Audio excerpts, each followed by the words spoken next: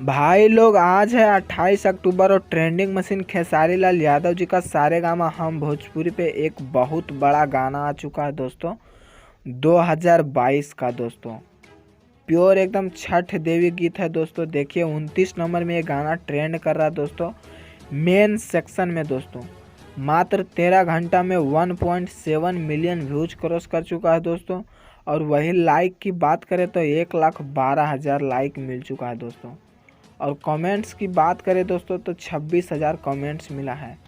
Song का title है पटना के घाट पे, तो एक बार ज़रूर सुनिएगा दोस्तों सारेगामा हम भोजपुरी पे जाके। लिरिक्स दिए हैं पवन पांडे दोस्तों, म्यूजिक डायरेक्टर है आर्या शर्मा और वीडियो बाई है टीम संजू दोस्तों। तो प्लीज़ एक बार ज़रूर सुनिएगा, एकदम प्योर छठ देवी गीत है पटना के घाट पे।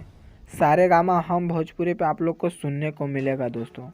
और अपडेट अच्छा लगा होगा तो चैनल को सब्सक्राइब करना, और खेसारी लाल यादव जी का फैंस हैं दोस्तों तो एक बार वीडियो को ज़रूर शेयर करना दोस्तों। तो फिर मिलेंगे अगले वीडियो में। जय हिंद।